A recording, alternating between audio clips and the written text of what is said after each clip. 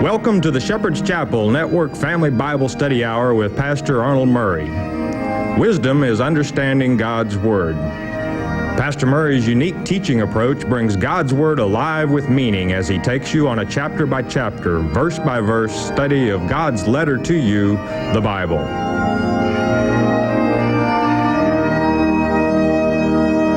And now here is Pastor Arnold Murray. RL, or I'm close to God, is what it means in the Hebrew. That is really chosen and close to God. Again, the feminine is present in this as it was in the last, and I feel rather than being the name of a certain king, that it was the King Solomon, and this was his mother's pet name for him. You will note in your side column in the Companion Bible that Solomon was called by 6 different names. I tend to go along with that because of the fingerprints within the manuscripts that are left. If you don't understand, just put it on the shelf and let it ride there. And let's go with it. Chapter 31 and verse 1.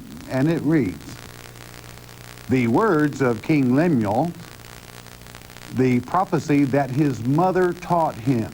I think that's important. And again, as far as I'm concerned, this is one of her names for him. This one, her son that was closest to God. Why? God anointed him, chose him right from David. All right? In the king line as it went forward. Verse 2.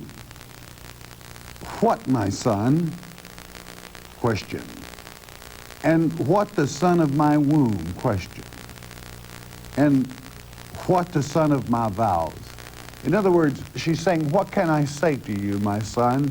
The son that I made vows to God if he would give me this male child, and so on and so forth.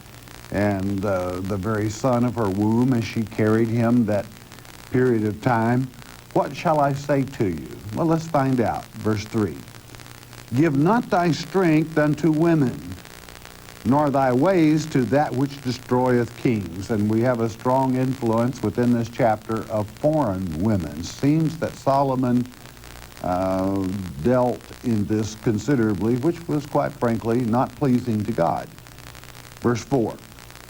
"It is not for kings, O Lemuel, it is not for kings to drink wine, nor for princes strong drink." Now this is yayin, and this doesn't mean when you're not, as we would say today, you do whatever you want to on your own time. But when you're sitting as king in judgment, see that you don't sip the juice, all right? Yayin in the Hebrew tongue, or a prince that calls for an intoxicating drink. When you're taking care of the king's business, a sharp mind and fair judgment will keep a country in good condition. Otherwise, it would be ruled by a drunk king. Very simple, to the point, good advice from mama, okay? Verse 5. "Lest they drink and forget the law." Forget what it is they were supposed to say. What law? God's law. "And pervert the judgment of any of the afflicted." That's to say the people that are in trouble. Give them a fair shake. You know, as long as you treat everyone fairly and everyone the same, you will not get in trouble to a great deal. Only a nitpicker would say something about somebody that was totally fair, and what he would do for one, he would do for anyone. But keep a clear head, remember God's law, and when you're sitting as king in judgment, use it, not your own. Verse 6, the thought continues on yayin, that is to say wine. "Give strong drink unto him that is ready to perish, and wine unto those that be of heavy hearts," or heavy minds. In other words, a little, as it would say in the New Testament, a little wine for the good of your stomach. If you're under pressure or tension in business, rather than popping some pill or something, and I'm not giving medical advice, I'm just explaining what is written in the manuscripts from our Father's Word. Giving strong drink unto him that is ready to perish is to say one that has been condemned to die. You'll remember they tried this with Christ as it was called vinegar. They placed with a sponge vinegar to his lips. Well, it's really not vinegar as we think of vinegar today. It was a very poor man's wine. And they were trying to give him wine to deaden the pain of crucifixion. Christ, of course, refused it. But that's what the mother's advice is as to where the drink is concerned. Verse 7. Let him drink and forget his poverty, his trouble, his problems, and remember his misery no more. That is to say, at the end of the day, utilizing common sense always naturally. And it doesn't mean, it means a dram, not a tub full, or a bucket full, okay? Or a jug full either. Verse 8. Open thy mouth for the dumb in the cause of all such as are appointed to destruction. This means if someone is unable to represent themselves or to speak for themselves, speak out for them. Make sure that you don't take a person that is, let's say a young person that is innocent and afraid to speak up for themselves, be sent to the gallows because he didn't have representation there. Speak out for those that are timid or those that need someone to speak for them, even with an affliction as far as that's concerned. See that they are represented and that the truth and the facts come forth. It's strange, but we still have that law carried over from that today. As you well know, that everyone, even in the Americas, is given representation at judgment, okay? Verse 9, open thy mouth, judge righteously, and plead the cause for the poor and needy. In other words, we know and have learned, or I hope you have from this book of Proverbs, that a king that judges rightly, or righteously if you prefer, is a king that will have his kingdom for a long period of time. Why? The people will love him. And naturally, the qualifications for one that teaches and judges rightly, when he opens his mouth, speaks right things, you should have learned well by now in both your business, in the political, and in the religious sense. From the book of Proverbs, you should be able to conduct yourself quite well in the right sense, because the book of Proverbs is a book of education written to you, yes, by Solomon and the wise, but from only one shepherd, as we discussed in the last lecture, is really the author of all, and that is the King of Kings and Lord of Lords. So, encouraging he that was in high authority to still have remembrance of those, the downtrodden, those that could not help themselves. This is always a mark that brings forth the great love from the citizenry when a monarch or someone in a high position shows compassion for the poor and the needy. And needless to say, we have a presence of that even at this time as I speak. Verse 10. Who can find, I want to say something about from verse 10 to the end. You have 22 verses. They are an acrostic.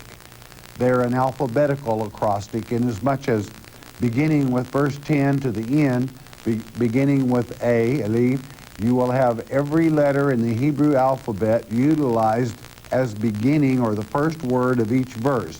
Now don't look for that in the English, you won't find it, because English translation from the Hebrew will not carry the same letters because words have different definitions and meanings. But in the Hebrew manuscripts, it is an acrostic, and beginning with this verse 10, it tells you what the model woman should be, how she will react. What did his mother have in mind? Was she looking forward to perhaps Ruth, who would carry the lineage on forward toward Christ? Well, I don't know. Was she thinking of herself? Was it just the wishes of a mother for her son to have a model moral wife? All right? So we're going to learn a great deal from this. Also, as soon after this would come the great or in relationship to this, the great Song of Solomon, the greatest love story ever told of this girl and her lover, and of course being Israel and the Lord Jesus Christ. That is to say, as he would take her unto himself. So perhaps also you should think in a spiritual sense that this is the bride Christ hopes to find waiting. All right? Think of it in that respect, as well as advice from a mother to Solomon. All right? Verse 10, and the acrostic begins with the letter A from the Hebrew alphabet. That is to say, in the manuscripts, again in the King James, sorry, I do believe your companion Bibles will have the Hebrew letter from the alphabet positioned somewhere in the, maybe at the close or beginning. Okay, verse 10, and here we go, with that having been said. Who can find a virtuous woman? For her price is far above rubies. In other words, a woman that is sincere and loving, and the following traits will be placed in place. It's more valuable when a woman that is virtuous in her work and everything, management, is more precious than rubies. Well said, for she is. It's the most valuable thing man can associate with. I'm not going to say own, because man can't own woman. God owns woman. Okay? Verse 11. The heart of her husband doth safely trust in her, so that he shall have no need of spoil. He shall not lack of any gain. Why? Because every man, good man, there's a good woman. And she will see to it that the man, I mean, this may make some men uncomfortable, but truly, a good, wise woman, which is a partnership in the union of the two, can give advice and input, and actually, and what is the old saying? It goes back to my childhood, I remember it. A woman can throw more out the back door, the kitchen door, which it usually was, with a teaspoon, than a man can shovel in the front with a scoop shovel. So management of the family and the home is a very important thing, and it's a true saying. A man that trusts her and knows her shall have no lack of gain. It will all be to the positive, and they can take care between them of that isn't. Verse 12. She will do him good and not evil all the days of her life. In other words, she takes her partnership very serious, and she's all for that marriage and the family business. And I want you to think of a woman. Well, it's going to bring these points out, and I'll add to it as we go along.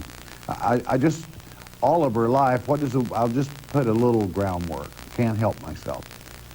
Usually the woman is the first up. She's thinking about the children, getting them all set for the day, and the husband all set for the day, and then her day all set for the day. And it's remarkable at the energy and input that a woman has on a family when you're honest with yourself and take a close look at it. Verse 13. She seeketh wool and flax, and worketh willingly with her hands. In other words, it's a pleasure to her hands to do that work when she has a moment. Or you see, at the time of this writing, you didn't go down to the local dry goods store and say, well, I believe I'll take that pair of breeches and that shirt and all that. Mama made them, all right? And she didn't go down and buy a yardage from the store. She had to take the wool and the flax for fine linen and weave them. This is on top of all of her other duties, all right? And it was a pleasure for her. Don't overlook that part. Verse 14. She is like the merchant's ships. She bringeth her food from afar. In other words, she's up early, and she is, if it were left up for most men to look for bargains in merchandising, I'm afraid that the good buys would probably fall by the wayside, because usually a man will grab up whatever he sees first to fill the bill. Price doesn't mean all that much. He's out of there. There are exceptions to that, but she is a very experienced shopper, buyer, and seller, right? And weighs every penny, if you would, in many cases. Again, there's exceptions to every rule, but most usually this is true. 15. She riseth also while it is yet night, and giveth meat to her household, and a portion to her maidens. In other words, those that are employed by her, she sees and oversees that everything is taken care of just right. And like I said, this is still true to this day. Where the energy comes from, you know, a man puts in 8 hours and comes home and flops. You would think, and maybe 10. A woman can put in the same time in her business of the family, whatever that may be, and still she's up earlier and late and just go, and gets it all done. Talk about worth their weight in gold or rubies. 16. She considereth a field. Now get this real good. And buyeth it. With the fruit of her hand she planteth a vineyard. She provides not only for her family, but for the, again, from the family profits. She gains more land, maybe a field just past joining her field, as the maidens and the other employees or household servants or whatever the case might be, the family business. She's got it going up here, friend. And with what little she has left over, she plans and she spends it wisely. So you can see how, again, this is the 100% model of woman, okay, morally and otherwise.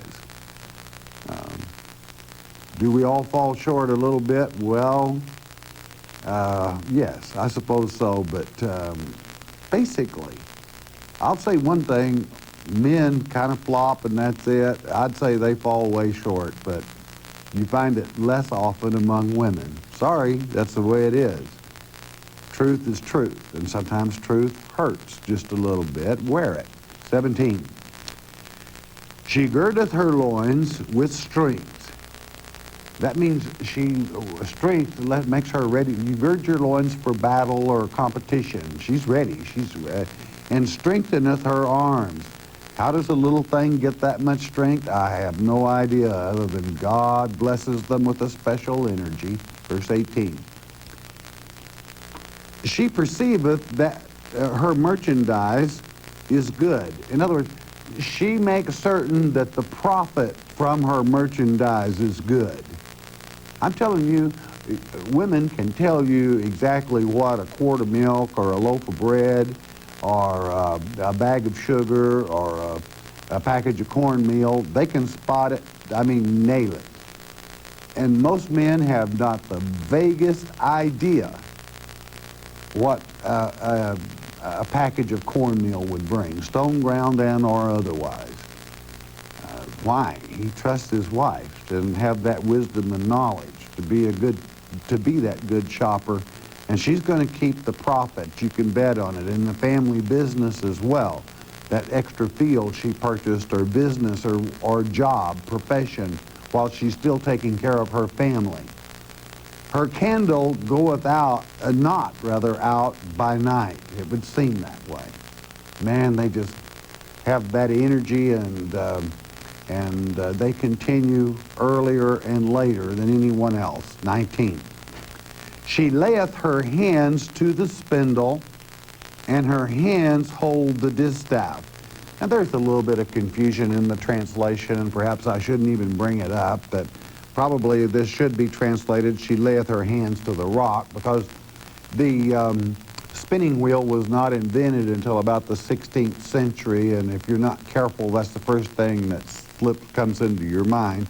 Don't picture this little lady sitting at a spinning wheel, but they did have a stone, And they did, I'm going to get in over my head here because this is not one of my areas of expertise, but the method they used to weave the yarn, but it was placed together as a spindle would do it, and many times a stone was utilized within this, and the distaff being a spindle of sorts also, okay? Having said that, she did it the hard way in both linen and wool. How wonderful a spinning, she would have considered a spinning wheel, which now very few of us could ever use it, male or female. There's still some that can, but she didn't even have that. And yet, she made the clothing for the family. And even in this particular case, you're going to find out she had a business of making yarn and clothing. 20. She stretcheth out her hand to the poor. Yea, she reacheth forth her hands to the needy, even has time to feed a weary traveler, perhaps, that is down on their luck with leftovers or whatever the case may be, or maybe even have a little hand-me-down piece of clothing to help share and to take care of the needy while she's doing all these other chores. Sometimes I'll get a note from a lady that'll say, I hear you talk about lazy people, and I really don't have a job, but I have 6 little children, and I have to take care of them and haul them to school, and when doing the family business, I just don't have time to get to work. Well, it's all work, okay? There's nothing more busy than a mother that is taking care of her children and keeps the home front and fires burning. So, and still has time to have compassion. That's remarkable. 21. She's not afraid of the snow for her household. She's not afraid of the cold, the winter. For all her household are clothed with scarlet. It'd be better translated with double garments, or she has 2 garments for each of the family. Okay, meaning not only a coat, but an overcoat. In other words, she's going to keep them warm. Why? She takes care of her family in the clothing. 22. She maketh herself coverings of tapestry, pillows, okay? Her clothing is silk and purple. In other words, usually, I really doubt the word silk here. It should be linen, but be that as it may, and I'm going by the geographical location and the time, okay? Verse 23. Her husband is known in the gates when he sitteth among the elders of the land. In other words, the gate is the place of judgment. He has a good reputation and is a leader in the community is what it's saying. Why? This woman's going to see to it. I mean, she's taking care of the family business, and he has his own business, but at the same time, she's making sure that he is encouraged to see that in that gate or in that court, that right judgment stays within the community, inasmuch as she will encourage him to reach out to the needy and speak up for those that are afraid to represent themselves, to see that he gets the job done as she is backing him up on the home front, and he never has to worry about a profit. She's going to turn it, all right? Thus he shall also, and still be a respected member in the community. 24. She maketh fine linen, and selleth it, and delivereth girdles, or the body garments, unto the merchant. In other words, with the maidens of the household and so on and so forth, not only through the fields of flax and the pastures of sheep does she bring in the wool and the flax, and with the crew that she has, she manufactures. And you're going to find in God's Word many women that were in the business of linen and woolen garments. Unfortunately, some of them were such good merchants that they picked up the nickname harlot, because A man that can't compete with a woman in business usually has to say some offhanded thing. I wonder how many she had to sleep with to make it to the top. You know, she couldn't have been that smart on her own. That irritates me. But that's kind of the nature of the beast also. And a man that doesn't give credit where credit's due is more of a beast than he is a man, a stupid beast to boot. All right? You all know, without me saying, I resent Rahab being called a harlot because she was of this same business. That's why she hid the two spies in under heaps of flax on her roof because it was her profession. Okay. Anyway, be that as it may, not only does she take care of her own family, but she sees that a prophet is turned in everything. 25. Strength and honor are her clothing. Think about this. Her strength is from her faith and knowing who to pull strength from is God. But here, honor is her clothing, and she shall rejoice in time to come. In other words, she's not worried about a future day. Hey, she's set for it. She's already has it equipped. No doubt her pantry is full of canned goods and so on and so forth. She's looking way down the road. Why should she worry about the future? She's a can-do type woman of God, child of Israel, okay? 26. She openeth her mouth with wisdom. Think about that. With wisdom. And in her tongue is the law of kindness. In other words, we've talked about here a woman that has got to be busier than a cranberry merchant in berry season. All right, there's no doubt about that. But she is not so absorbed in her domestic activities as to neglect higher spiritual things. That is to say, things of a higher calling, remembering the poor, and spiritual things of the law of kindness from our Father. For our Father, I hope you always say God's law is kind, even if it means the capital punishment. That's kindness to the victim. She's always has time. Amazing. The little woman, that the energy, the dynamo that she is, fantastic. All right? 27. She looked well to the ways of her household, and eateth not the bread of idleness. Man, she wouldn't have time. She wouldn't be comfortable. She wouldn't like it.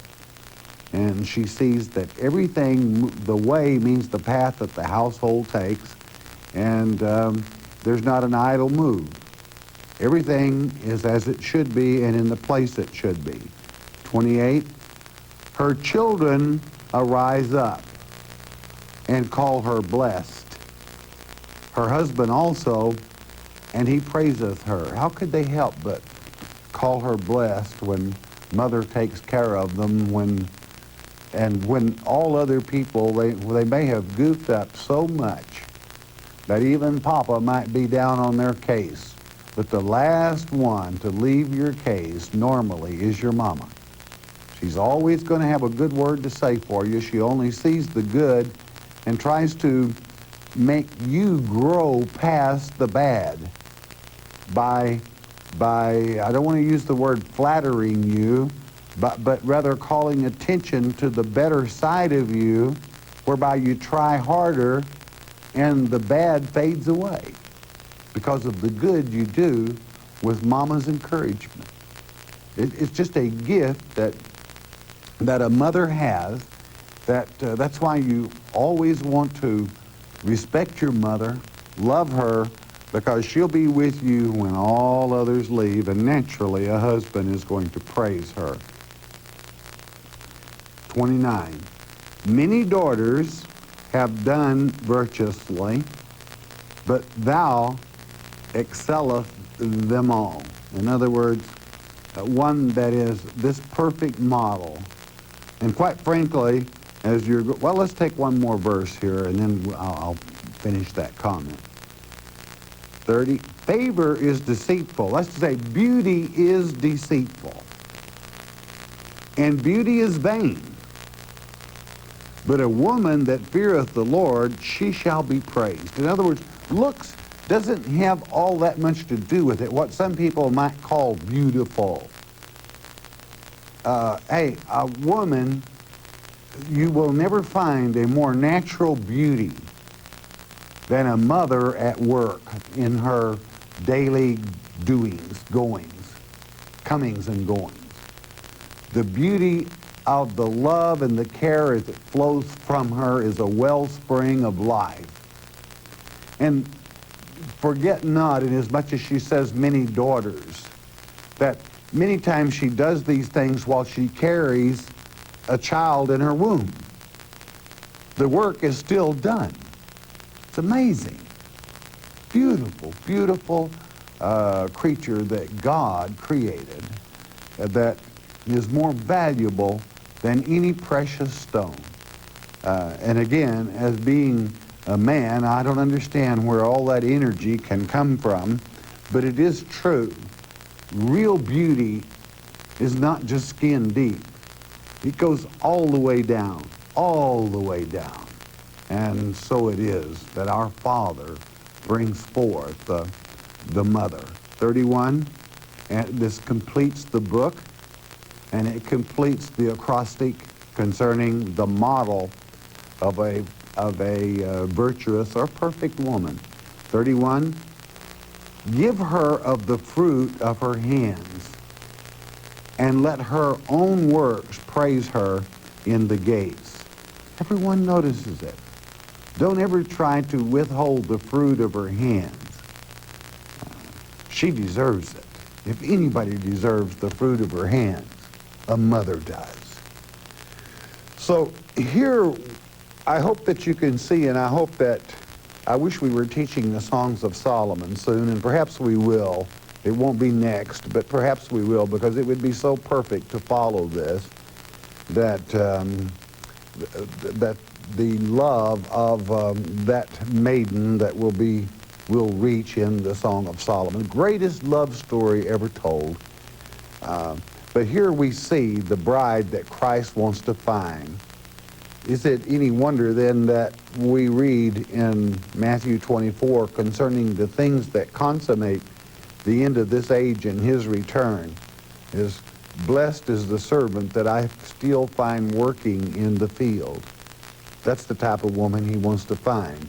And I speak in a spiritual sense as she that makes up the bride of Christ, she that has the oil in her lamp, she that is wise, and remembering from having studied the Proverbs, this should be just rich to you to know in as much as you know where wisdom comes from. It comes from God. In other words, revering or loving God is the beginning of knowledge, and it's obvious this mother has it all because she has that wisdom from her Father that she is able to contend with life. Now, to close the book of Proverbs, look at this mother, and then remember all those verses we have covered in Proverbs telling you how to accomplish this same thing in your life today.